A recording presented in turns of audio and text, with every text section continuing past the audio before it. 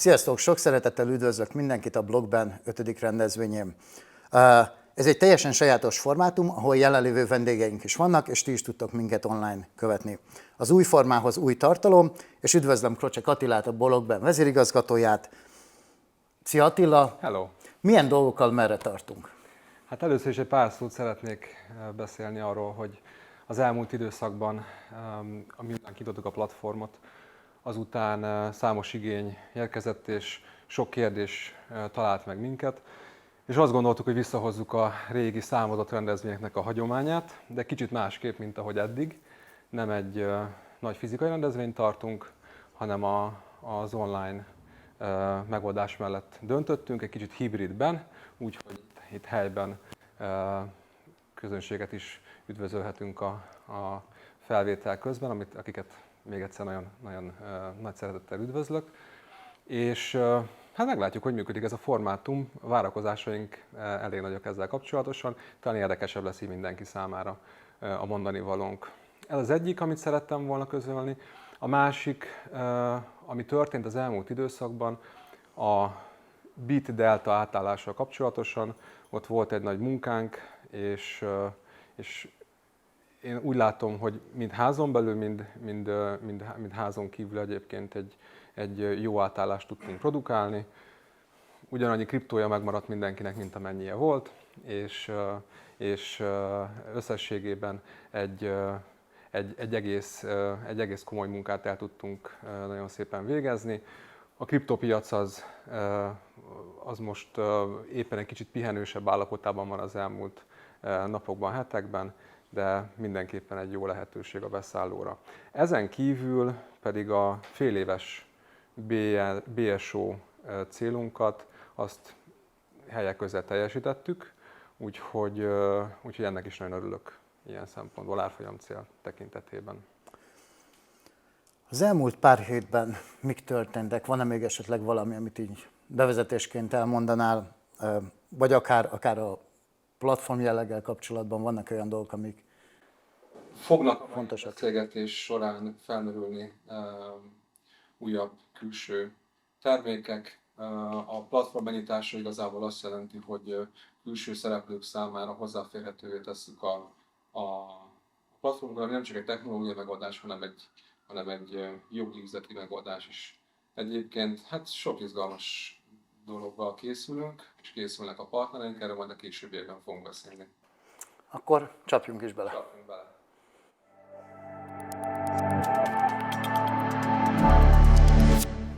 És akkor engedjétek meg, hogy sok szeretettel üdvözöljem Mikit, aki a Morze cég képviseletében jött hozzánk, és csatlakozott hozzánk ezen a rendezvényen. Az első kérdésem az lenne egy bemelegítő kérdés, hogy ti hogy látjátok a kriptopiacot, és milyen változásokat vártok a közeljövőben? 第一个问题是你对这个区块链行业怎么看？然后你觉得未来可能这个近期时间会有什么变化？区块链其实经过大概14年左右的发展，我认为从原来的只有一个代币，到现在，目前我觉得从接下来未来的发展来说，一定是要这个代币是有功能、是有用啊，就是跟我们生活、老百姓的生活是有关系的。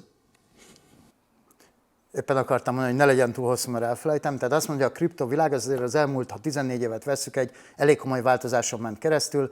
Onnan indult, hogy igazából volt egy kriptovaluta, a bitcoin, és most meg eljutott oda, hogy az olyan alkalmazások kezdenek megjelenni, amit az emberek tudnak használni, és az életünk része kezd lenni ez az egész.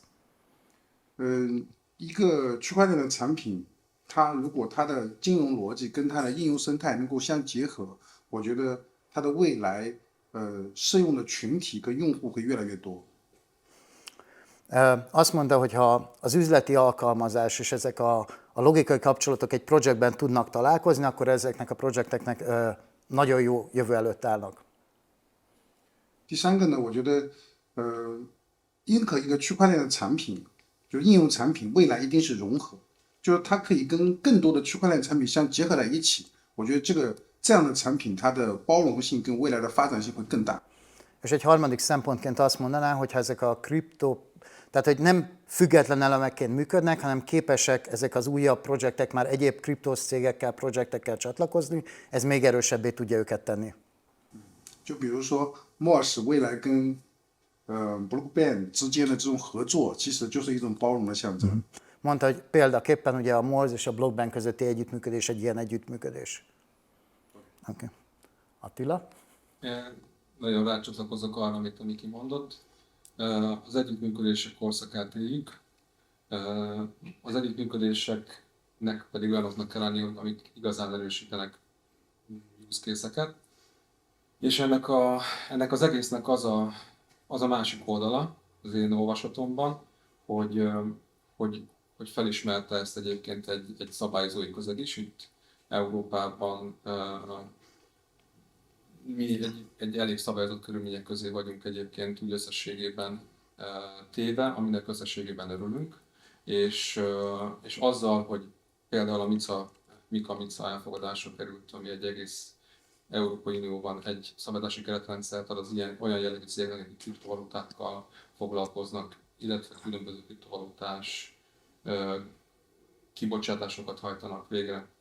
Ez szerintem egy fontos dolog, fogyasztóvédelmi szempontból nagyon fontos, és abból a szempontból is fontos, hogy innentől kezdve ezek a cégek, ezek európai ellenőrzött cégek lesznek, és lehet hova menni, hogyha bárkinek bármi baja van, ami azt jelenti, hogy nagyon szépen tudja nyitni a piacát ennek a dolognak. Nem kell tőle a jövőben annyira félni, hogy valami nagyon messzi, nagyon láthatatlan emberek, cégek, projektek jelennek meg, és soha nem lehet megtalálni és számon kérni őket, hanem tényleg szabályozott keretrendszer közé szól ez a piac ilyen szempontból, de egyben a felvő piac pedig én azt várom tőle, hogy nagy mértékben tud bővülni.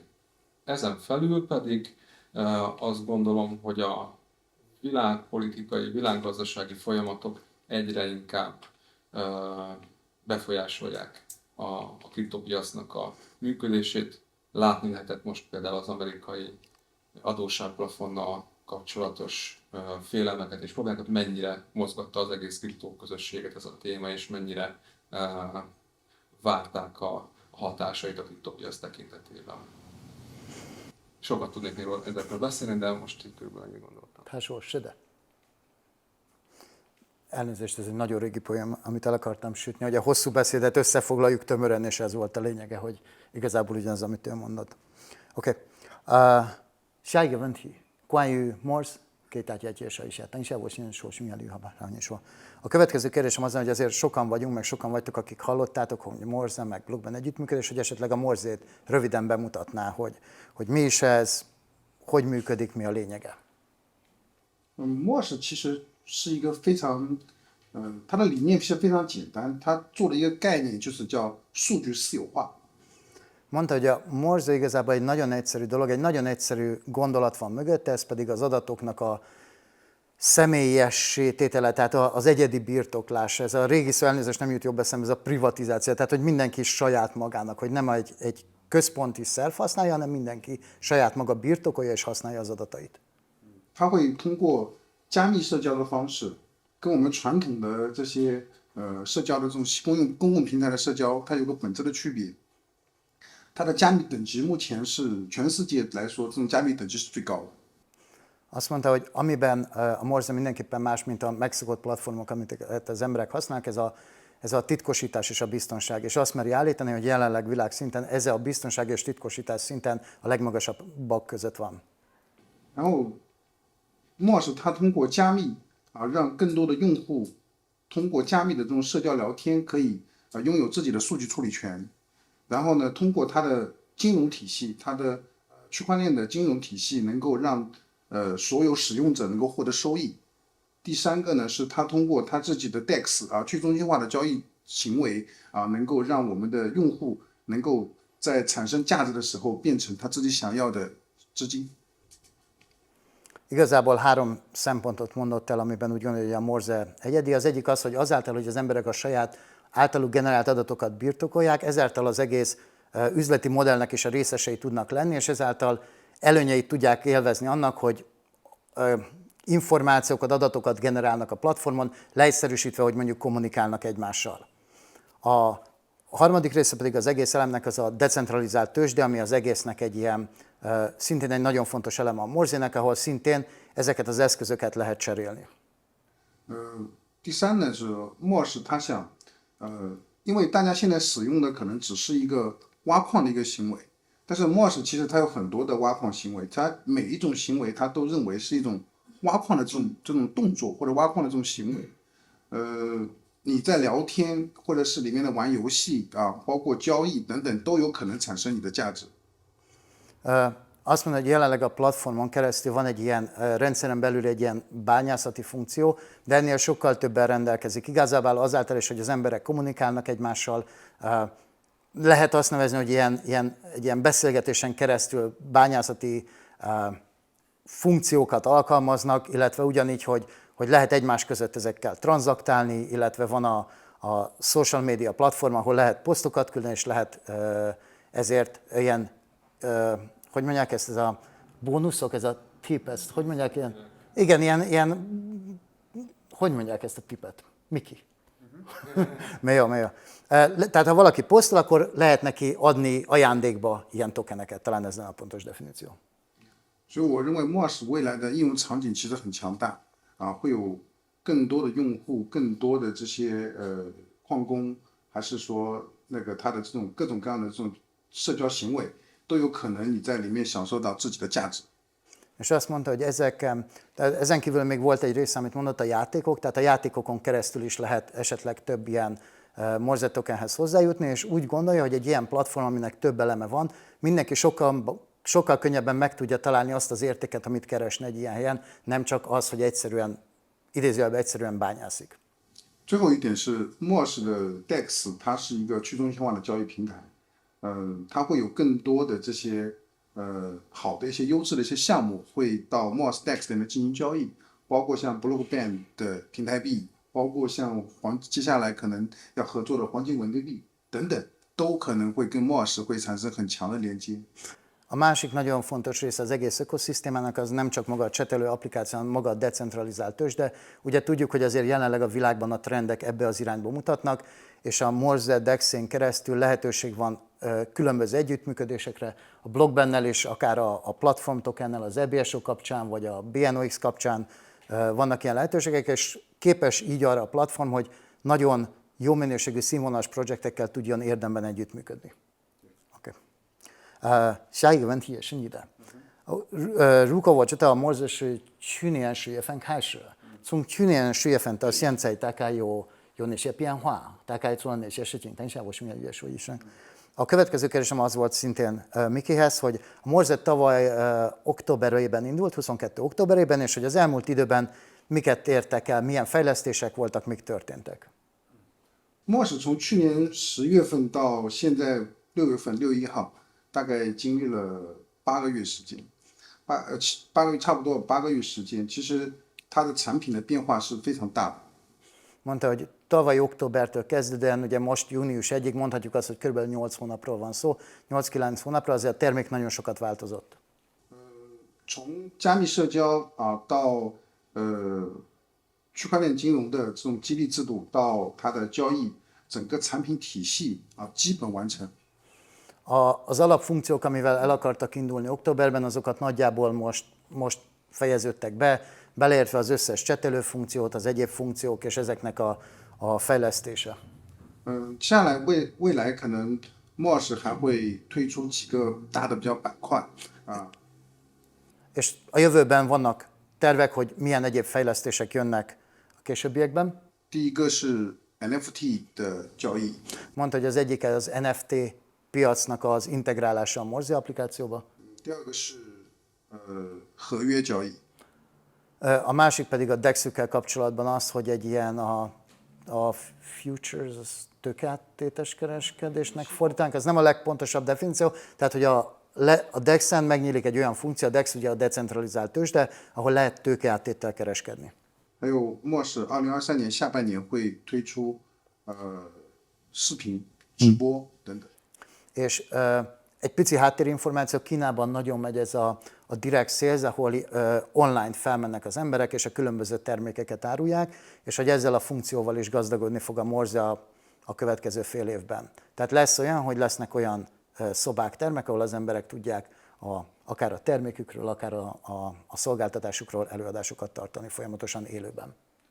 还有一个就是，目前莫尔什也跟第三方的游戏平台在谈战略合作啊，其中有一个在东南亚地区非常有名的一个平台啊，现在莫尔什团队已经在做他们的游戏测试啊，他们有彩票、赌球啊，包括一些赌博，就是像博彩类的一些游戏啊，做得非常大，估计快的话，应该7月到8月会接入 MOS 平台。 Továbbá a játék részben is szeretnék, hogyha fejlődne az egész ökoszisztéma, és ott is vannak olyan fejlesztési tervek, amik akár a sportfogadás irányába, akár egyéb játékok fele fognak nyitni. Okay. 那个平台有牌照的。 És ez a cég, akivel itt terveznek együtt dolgozni, ez ott Dél-Kelet-Ázsiában egy ilyen nagyon nagy és elég neves cég. Oké, Sise. Köszönjük szépen. A következő kérdésem, Attila, hozzád vonatkozna, hogy ugye ki lehet hirdetve, hogy a Blockben és a Morze cég között megszületett az együttműködés, és hogy az lenne a kérdésem, hogy mi az a Blockben szempontjából, ami meghatározó volt a Morze kapcsán, hogy úgy döntöttetek, hogy akkor ez egy olyan dolog, amivel érdemes elindulni. Hát azért, mert látjuk a Morzének a irányait, látjuk azt, hogy milyen felhasználóbázist tud mozgatni, és milyen projektekben tud egyébként segítségre lenni a projekteknek. Mi első együttműködési formában a tőzsdén az DAX-en való megjelenést tűztük ki célul, és a Blocknote X-nek mint aranyalapú, arannyal kapcsolatos tokennek a bevezetését a Morzének a tőzsdéjére. Ezzel egyébként is egy nagy lökést szeretnénk adni a BNX-ünknek, és a BNX-ünk egy nagy fejlődésen megy át. Egyszer már beszéltem róla nyilvánosan. Új aranykereskedő partneren keresztül bővül a Blocknote X-nek az elfogadottsága, elfogadhatósága, és a világban 5 különböző helyen fogják elfogadni a Blocknote X-et fizikai aranyvásárlásra alkalmas kriptovalutának. Tehát gyakorlatilag az ember, aki megveszi a Blocknote X-et a tőzsdén, oda mehet Szingapurba, Dubájba, és még Budapestre és még számos helyre a világban, és felveheti a saját aranytömbjeit a kriptovalutája cserébe. Úgyhogy ilyen szempontból a Morzéval való együttműködés az egy jó lehetőség arra, hogy a Blocknote X-nek és a Blocknote X kibővült szolgáltatásainak egy új terepet és egy új formát tudjunk adni. Ezen kívül a szuper-app jelleg, én ezt egy kicsit szuper-app jellegnek érzem, sok számos lehetőséget is hordoz magában, és majd beszélhetünk a további lépésekről, az EBSO-nak az életéről és minden egyéb ezzel kapcsolatos dologról. Igen, én annyit esetleg hozzátennék háttérinformációnak, hogy azt azért érdemes tudni, hogy Ázsiában, nagyon sok országban beleértve Kínát is az aranynak egy nagyon komoly tradicionális jellege van. Tehát ott is, hogyha megfigyelitek, vagy elmentek ilyen ünnepségekre, vagy kínai-esküvőről van szó, ott azért az arany, kis karkötő, aranygyöngyök, ajándékokba az arany, tehát hogy ennek nagyon mély gyökerei vannak, és épp ezért ez egy nagyon izgalmas együttműködés mindkét fél szempontjából, de majd hagyom, hogy ezt Miki mondja el az ő szempontjából. A másik kérdésem az lenne, hogy ez egy picit személyesebb, hogy neked személy szerint, tehát a cég szempontjából értjük, hogy miért érdekes, neked személy szerint mi az, ami nagyon tetszik a Morzéban? Hát nekem Morzéban először is nagyon tetszik nem tudom szebb szóval mondani, hogy privacy. Tehát ez a személyes adatoknak a nagyon nagy biztonságban való tartása. Tehát hogy biztonságosan én rendelkezek az adataimmal, ennek az egésznek a filozófiája, ez nekem nagyon tetszik. És egyébként a vízió. Tehát hogy azt mondták a Mikiék, hogy nézzétek, itt a kriptovilágnak van első számú chat applikációja, ami igazából nem reprezentálja a kriptopiacnak a nemzeti összetételt, ha lehet ezt így mondani, és akkor legyen egy első számú chat applikációja a világnak, ami egyébként egy kínai hátterű chat applikáció. Szerintem ez egy nagyon potens vízió és egy nagyon reális vízió is tud lenni, mert tényleg azt gondolom, hogy az a háttér az meg tudja teremteni azt, hogy ők legyenek az elsők a chat applikáció ezen a területen, ahol egyébként nem azok a kriptovilágon belül. És itt az ideje, és azt gondolom, hogy ez egy olyan projekt, ami ezt meg tudja valósítani. Most ugyanezeket a kérdéseket fel fogom tenni fordítva Mikinek is, tehát az első kérdés az lesz, hogy mik azok a pontok, ami felkeltette a Morze érdeklődését a blockchain kapcsán, és utána ugyanúgy megkérdezem, hogy melyik az a termék, ami legjobban tetszett neki. 第一个问题对你来说，对摩斯来说，跟 blockchain 这个合作，哪一点你觉得当时开始谈的时候，哪一点你觉得这个合作可以成功，比较有意思？对你或者对摩斯或者对整个生态来说有兴趣？第一点跟现在的整个国际形势有关系，因为随着美元加息啊，包括像 USDT 这样泰达币，它的发行的规则是因为它需要有很多的美元，然后存到美国的银行，然后再发行 USDT。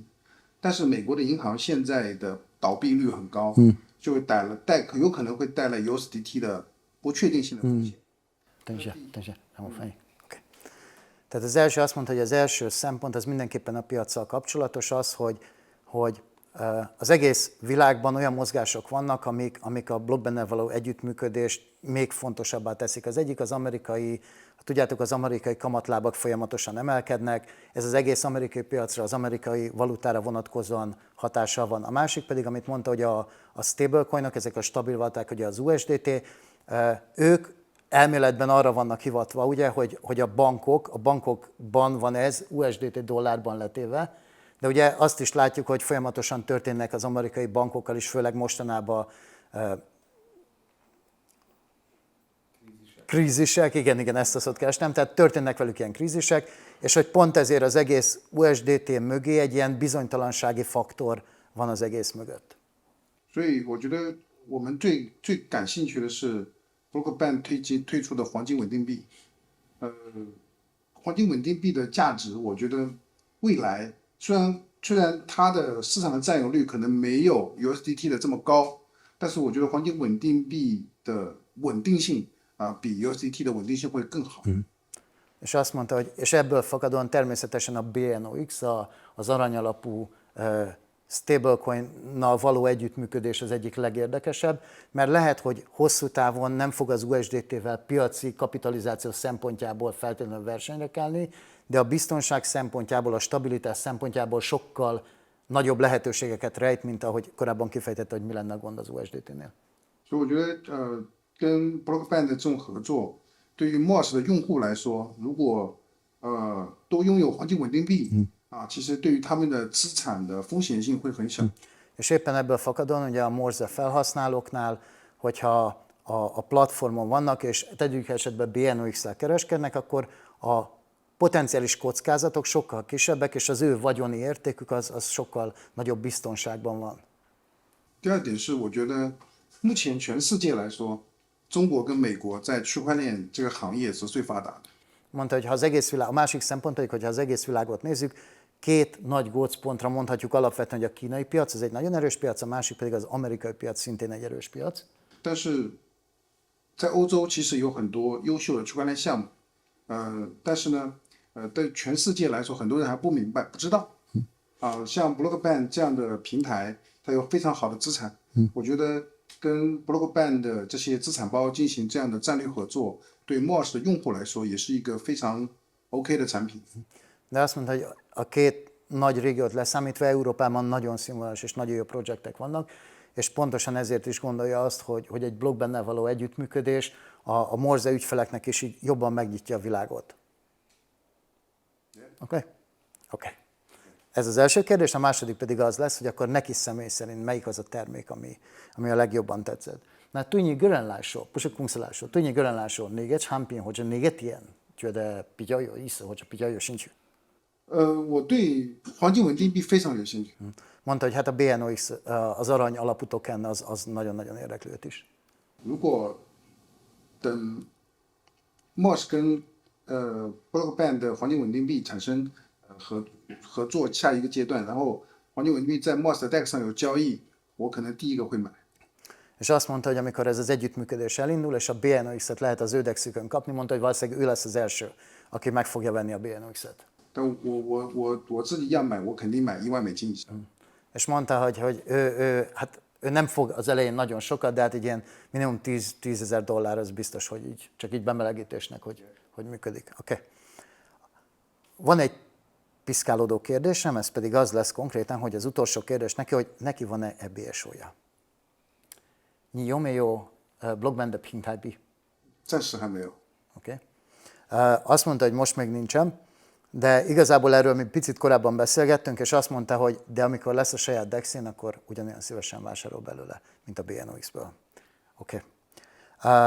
Attila, a következő kérdésem hozzád jönne. Érthető, hogy egy ilyen együttműködés mindkét fél szempontjából miért lenne értékes. Most az lenne a kérdésem, hogy mik lennének azok a konkrét pontok, amiben megállapodtatok? Mi az, amikről haladunk? Van, amiről beszéltünk, de van még esetleg olyan, amiről nem volt szó, vagy amit, hogyha említettél, akkor esetleg még egyszer kihangsúlyozni. Én a BNOX Morse tőzsdére való bevezetését emelem ki, ez az első pont, ez az első együttműködési felület, és ezzel kezdjük el egyébként a közös üzleti tevékenységünket. Ez nagyon-nagyon sok részletet is hordoz magában, és nagyon sok üzleti lehetőséget is. Egy projekten keresztül megtapasztaljuk azt, hogy milyen módon tudunk jól együtt működni, és milyen lehetőségek rejlenek a BNOX-nek a további életében. Itt mind a ketten nyerni tudunk ezen a házasságon, úgyhogy ezt emelném ki mindenképpen. Az összes többi is, sok mindenről beszélünk, sok minden szóban van, de az összes többi ehhez képest most másodlagos. Jó, köszönöm szépen. És akkor a záró kérdés következne, ez pedig az, hogy beszéltünk kicsit a múltról, a jelenről, az együttműködésről, hogy ki hogyan látja a jövőt, hogy mi a jövőkép, és hogy mi lenne az, ahova mondjuk egy 2-3 éven belül vizionálná a céget. 最后一个问题，未来，比如说未来2-3年，你怎么看 Morse？ 未来，因为其实我觉得区块链行业是有周期的。其实现在是我们个人判断是牛市的熊市的最后阶段。那2024年的5月份之后，我们会判定牛市会来。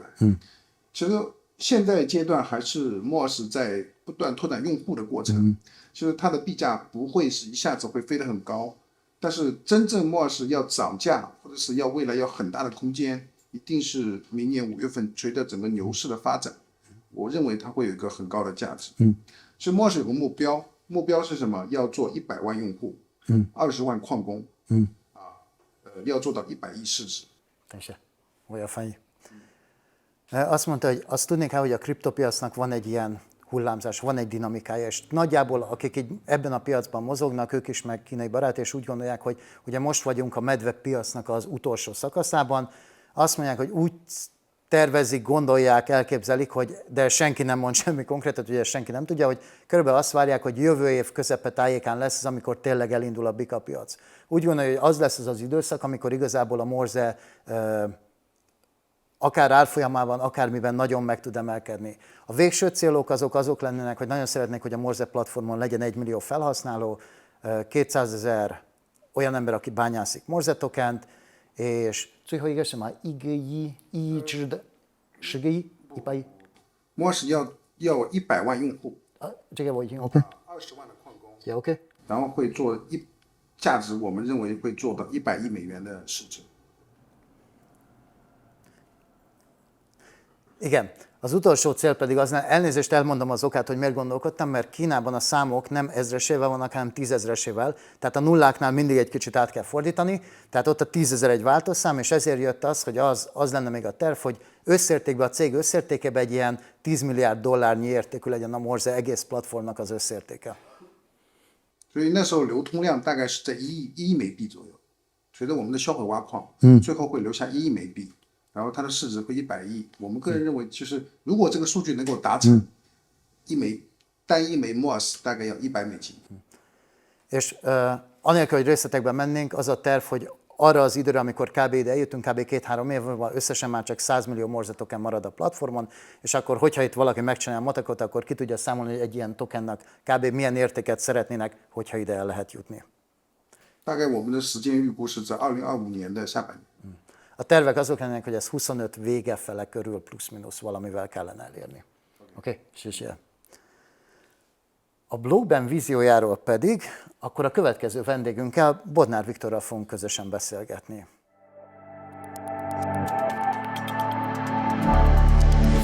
És akkor itt van velünk Bodnár Viktor, a Blockben igazgatósági tagja. A vízióval kezdtük, akkor folytassuk a vízióval. Mi lenne a Blockben víziója? Fú, jó kérdés. Üdvözlöm a kedves nézőket és a jelenlévőket. Az elmúlt fél év az nagyon tanulságos volt számunkra, főleg az elmúlt másfél-két hónap, Attilára nézek, mikor nyitottuk meg a platformot körülbelül. Nagyon sok érdeklődés érkezik folyamatosan nemzetközileg a platformra, akik szeretnék a termékeket behozni.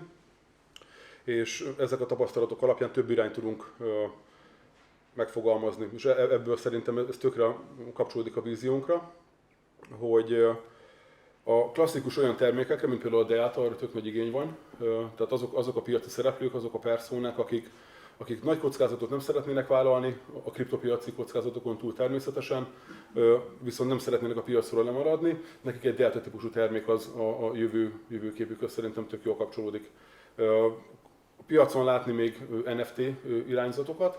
Ez az elmúlt 3-4 évben volt szerintem a felerősödés, akkor kezdődött el, 2 éve volt a csúcsa, ma már látni azt, hogy ez a NFT irány letisztult, tehát magában azokat, még sok ilyen piacon lévő ilyen terméket látni, és hogyha eltekintünk az amerikai politikai szereplőknek a NFT szériáiktól, akiket én személy szerint inkább kampányelemnek tekintek, mint olyan típusú NFT projektnek, amiket mondjuk évekkel ezelőtt láttunk, mint például a művészeti alkotások.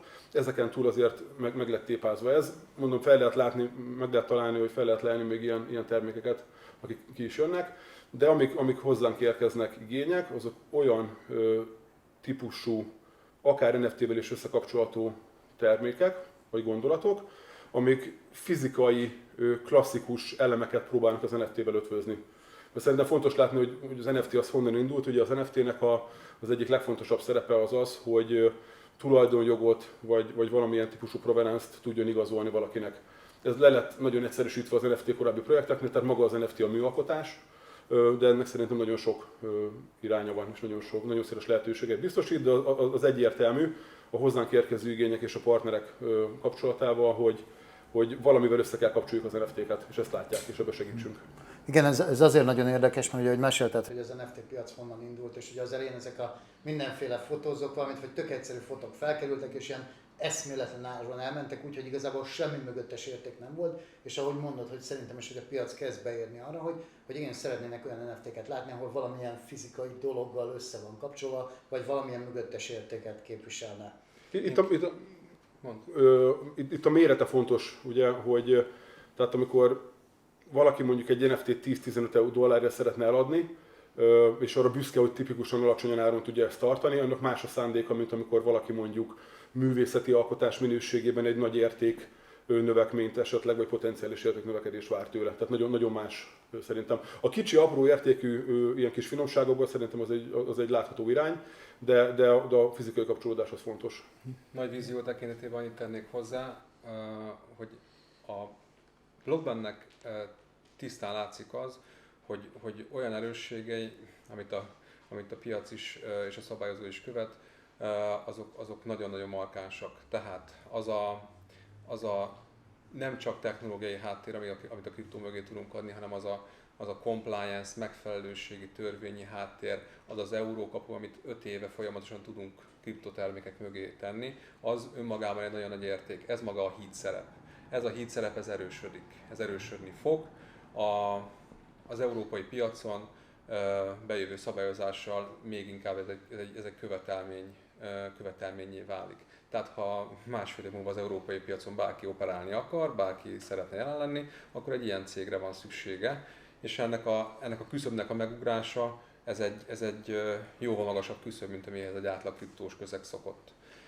ez a szerep, vagy ez a lehetőség, ez minket betesz egy szerepbe, a híd szerepbe, és az a híd szerep, ez folyamatosan erősödik. És egy folyamatosan növekvő piacon egy ilyen híd szerepet szeretnénk betölteni, és ahogy Viktor is mondta, kívülről jönnek azok a jó piaci megkeresések, amikkel tudunk egyre érdekesebb termékeket létrehozni, és tudunk operálni, és tudnak ezek a termékek, ezek a külső partnerek operálni a mi platformunkon. Ugye nagyon sokat használtuk a platform szót, és akkor alapvetően ez lenne a fő célja a blogbennek, hogy a platformra érkezőknek egy ilyen hátteret biztosítson, hogyha jól értem, vagy... Sok dologba tudunk kapcsolódni.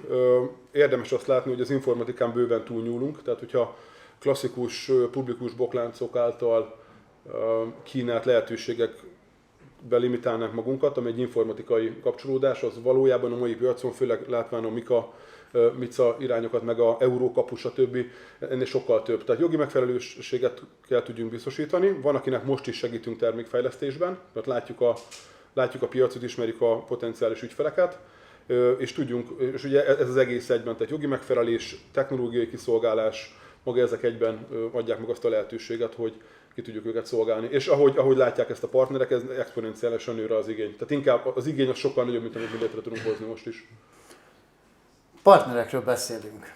Tudnánk-e valamivel kicsit konkrétabbat, vagy kicsit konkrétabban megfogalmazni, hogy mire is gondolunk partnerként? De nem úgy volt, hogy ezt nem kérdezed meg? De úgy volt, de itt van a listámon, és nem akartam kihagyni. Hát általánosságban nem szeretünk előre beszélni termékről, amíg nincsen kész. Én az új termékeknek a strukturálásával foglalkozok most elég sokat, meg a shortlist. Ugye az igazgatóságunk, az egész board, aki a shortlistet csinálja, de én drive-olom a programokat.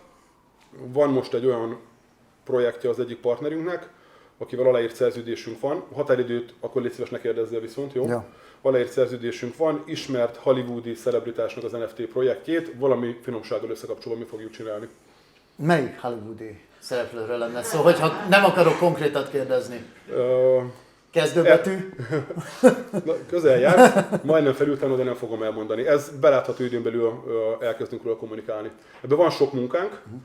A platform nyitás előtt már tárgyaltunk erről az irányról, de ez imádjuk, az egyik szerelem projektünk lesz. És akkor, ha jól értem, és hogy még egyszer kihangsúlyozom, hogy akkor itt a szerződés már alá van írva. Aláírt szerződés, most véglegesítettük tehát a programot, a specifikálása megy az egésznek, és ez belátható időn belül ki fog mindenhova kerülni.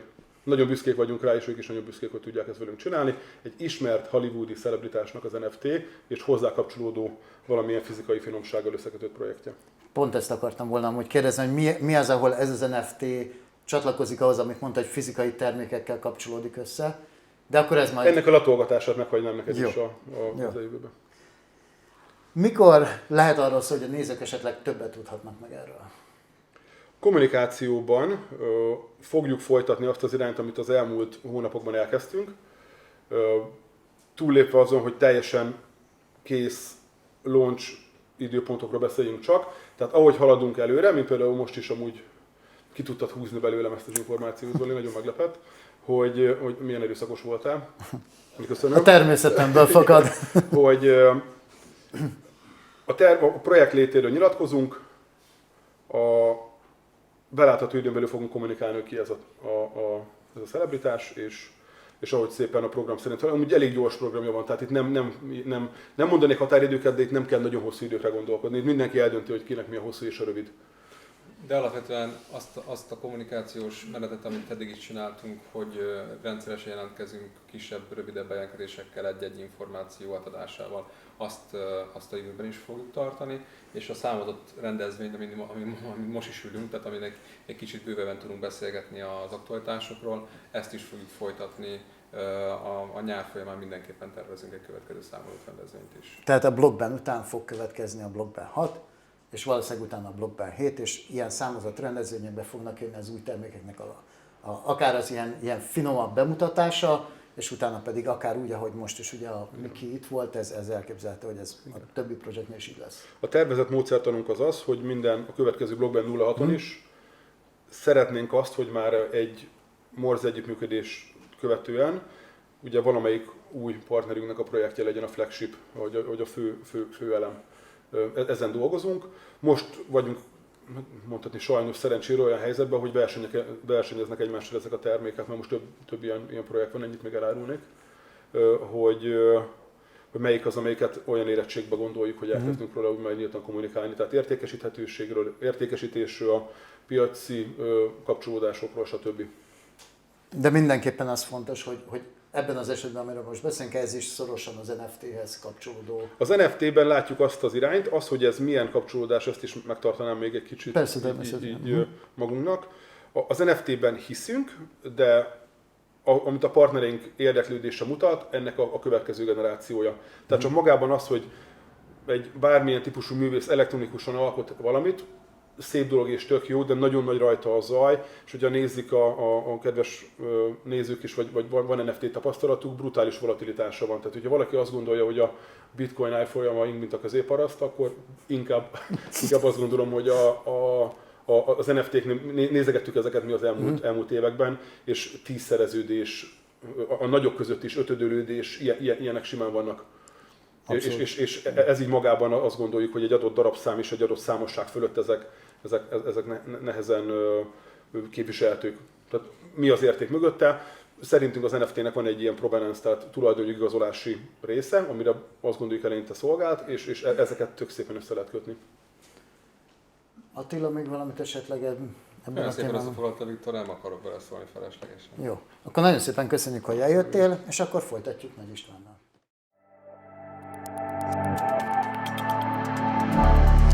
És akkor üdvözöllek István, a Blockben értékesítési igazgatóját. Az első témánk veled a Delta lenne. Ha most regisztrálna valaki, miért tartanád a Deltát egy jó terméknek?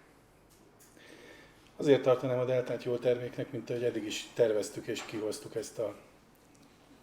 Igazából nem is jól szól rá a termék, ez egy koncepció, ami értéket tud képviselni. Ha megnézzük azt, hogy a piacon jelenleg milyen elérhető más termékek vannak, akkor azt fogjuk látni, hogy ezek a termékek, amik jelen pillanatban léteznek, azok mindegyik egy adott dologhoz kötődik.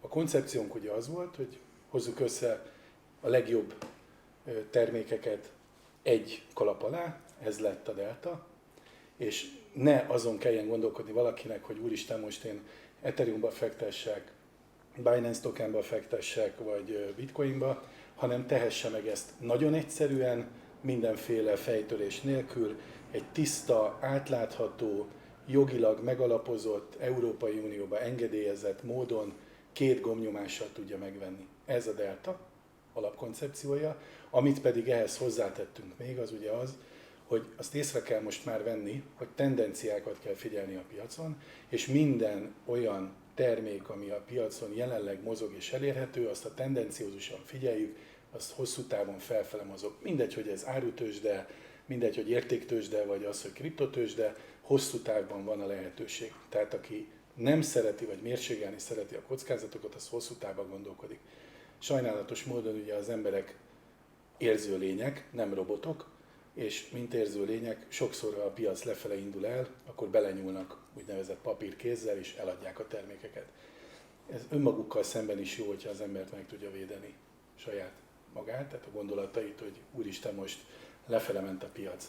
Ha visszamegy ugyanoda a piac egyébként, ahonnan elindult 2021. szeptemberében kb.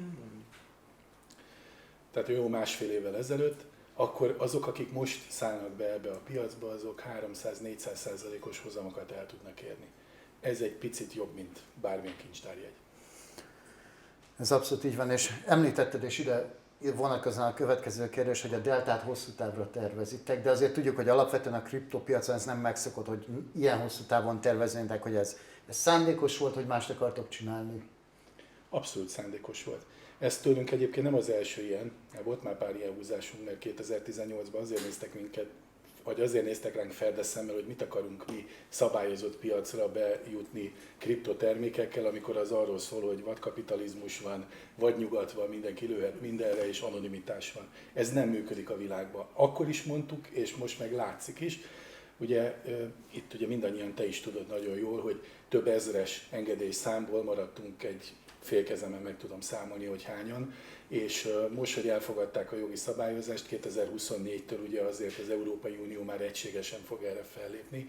Arról Attila múltkor talán beszélt, hogy előtte is volt egy szavazás arról, hogy a bányász alapú tokeneket engedik-e tovább működni, vagy nem, és nagyon kicsi múlt az, hogy ez is megúszta. Ja. Tehát, ahogy a Viktor és Attila is elmondta, a piac a szabályozottság irányába mutatott, ezelőtt 5 évvel is, most meg aztán főleg, mert hogy azok, amik akkor még csak tervben voltak, hogy majd 2019-ben volt ugye ez az első terv publikálva a Mica Mika, az most beérett és elfogadott jogszabályá vált.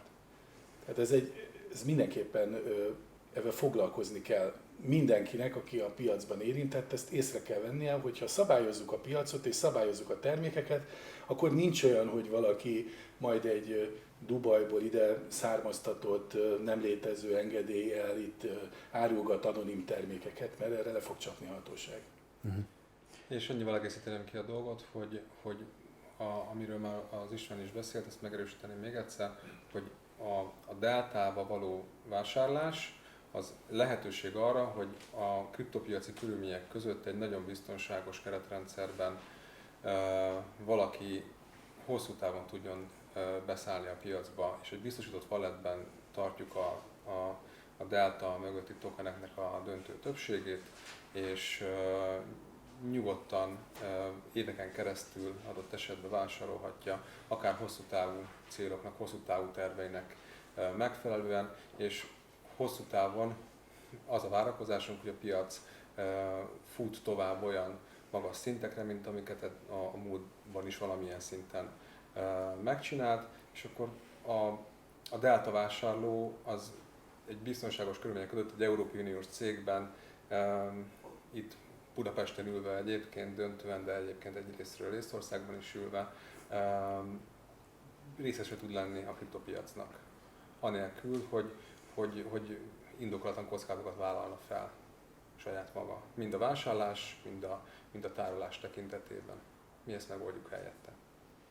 Egyébként, hogyha megnézzük a kriptovilágot, akkor most az a megszokott, és mi pont nem ezek szeretnénk lenni, hogy valaki egy kellőképpen távoli ázsiai országban létrehoz egy, mondjuk engedélynek jó, de javarészt inkább csak bejelentés kötelezettség, tehát csak azt kell mondanod, hogy ezzel foglalkozol. Csak hogy pontosítsak, most azért Dubajról van szó alapvetően. Most éppen Dubajról van szó, de hozhatnék ide másik példát is, de mégis mindegy, amiben egy kelet-karib cégbe fektet az ember pénzt, magában a jogi környezetben is van negatív szereplő, és ugye a biztonságot az adja meg, hogy szabályozott környezetben, elérhető módon, közvetlenül megvásárolva ezeket a tokeneket, és felelősséggel tartozva az ügyfél vagyonért. Ezt rajtunk kívül lehet, hogy más is csinál olyat, hogy biztosított pénztárcát tesz, és nagyon odafigyel az ügyfélvédelemre, a KYC-re, az EML policy-re, és betart minden szabályt,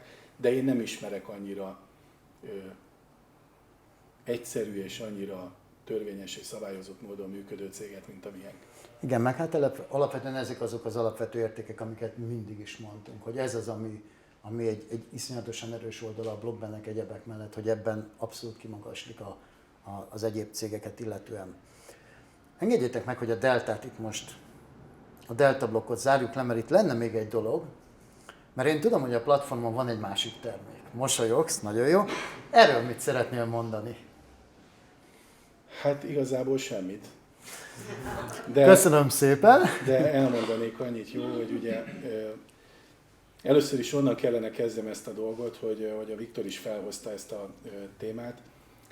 Jönnek külső cégek, akiknek fejlesztünk termékeket.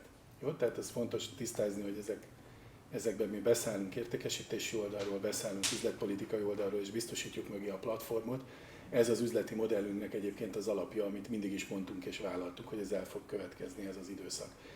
Ugye talán emlékszik rá mindenki, hogy a Covid időszak alatt meg kellett változtatnunk bizonyos stratégiai döntéseket, hiszen 2020-ban, amikor beütött ez a Yetinátha, akkor ugye az történt, hogy szerettük volna behozni a blokknotot fizetőeszközként, és ott elkezdtünk fejleszteni más dolgokat. Most ebben nem térnék ki, nem mennék bele, de gyakorlatilag emiatt csúszott az, hogy a platformunk mikor fog tudni megnyílni külső szereplők előtt, és most értük utol ugye ezzel önmagunkat. Azt már Viktor is elmondta, hogy nagyon jó kontaktok jöttek be. Én is elmondhatom, hogy a következő projekt is, ami majd vagy a következő, vagy az azután következő blogban előadáson heteken belül el lesz mondva, az aláírt szerződéssel rendelkezünk, és gyakorlatilag ez az ablakban van ez a termék. Hát, hogy mi ez a termék, azért annyit elmondanék, hogy mindenképpen egy magyar szabadalomhoz kötődik, amit Gábor Dénes alkotott meg. Ez egy holografikus megoldás. Az, hogy ennek a részleteit most nem mondom el, azt kérlek, ne kérdezz tőlem, mert nagyon izgalmas a dolog. Kibírom a következő rendezvényig, hogy akkor Így kérdezhessek van, akkor bátran. a részleteket el fogok mesélni. De digitális, és ugye mi szerepünk a holografikus elemeken túl a Digitális részeknek is a hozzátétele. Így van. Tehát ennek ugyanúgy, ahogy másnál is ugye vállaltuk, a zászlónkon egyébként az volt 2018 óta, hogy olyan kriptoeszközöket kívánunk létrehozni, és olyan helyzetbe kívánjuk hozni a céget, hogy mi legyünk az a kivétel, ahol tényleg az eszközök mögött megvan a mögöttes tartalom, a fedezete, a háttere, jogilag mindenhogy rendezett legyen. Ez itt is így van, és ugye rácsatlakozva arra, amit Viktor mondott, az NFT-k kapcsán ugye azt, hogy valaminek a létét lehet bizonyítani, az egy fontos dolog. És még annyit a holográfiáról elmondanék, hogy amit ma az emberek azt gondolják, hogy ismerik a hologramokat, akkor mondom, hogy nem láttak még hologramot. A hologramot, amikor kitalálták, az csak monokrom formában létezik, zöld színű, és csak mélységet tud létrehozni. Ami itt van most, egy magyar szabadalomfejlesztés nincs a világon, teljesen unikális, és mi ebbe szállunk bele a platformunkkal. Ez nagyon izgalmasan hangzik, és rengeteg kérdést szeretnék feltenni ezzel kapcsolatban, de akkor szerintem úgy gondolom, hogy azért most tényleg voltak olyan bejelentések vagy felvezetések, amik önmagukban nagyon értékesek, nagyon érdekesek. Tényleg azt lehet mondani, hogy a cég szempontjából egy teljesen új irány kezd megnyílni, és főleg a piac miatt is. Akkor inkább én azt kérdezném, hogy ezzel kapcsolatban van-e még valami, amit megoszthatsz velünk, vagy akkor várjuk meg a következő rendezvényt? Én ebben mindenképpen megválaszolnám a következő rendezvényt, mert akkor sokkal részletesebben el lehet mondani. Ugye nyilván abból nem szeretnék titkot csinálni, hogy itt akik most jelen vannak a rendezvényen, erre lesz egy kis bemutató, és ezt nekik megmutatjuk, de a következő előadásra nagyon remélem, hogy az érdeklődők száma ugyanilyen nagy lesz, mint a mostanira, és azokat a termékeket majd akkor sokkal szélesebb körben meg fogjuk tudni mutatni. Úgyhogy, ha megengeditek, akkor összegezném, ami itt elhangzott, mert ugye szó volt az aranyról, a blokknót termékről, arról, hogy a Morzére is a Dexre ez ki fog kerülni, arról, hogy kiváltható az arany nemzetközi szinten, amire, ha mindenki el is engedi a füle mellett, mégiscsak azt mondom, hogy oda kell rá figyelni, mert hogy ez is egy unikális dolog, és ez tényleg Panamától Szingapúrig megoldható. Tehát, ha lehet előtakarékoskodni aranyba, ez ugye egy nagyon észszerű megoldás. Illetőleg az, hogy a platform kinyílt, és a platformon sorra egymás után fognak érkezni ezek az újabbnál újabb ügyfelek, és az ügyfeleinknek a projektjei. Úgyhogy elképesztő módon számítunk arra egyébként, hogy az értékesítési vonalunk is, neki is tetszeni fog ez a dolog. Nagyon szépen köszönjük, hogy itt voltatok, és nagyon szépen köszönjük a figyelmeteket. Kérlek, kövessetek minket a social media platformjainkon, és jelentkezünk. Sziasztok! Köszönjük szépen! Köszönjük, hogy itt voltatok! Sziasztok! Sziasztok.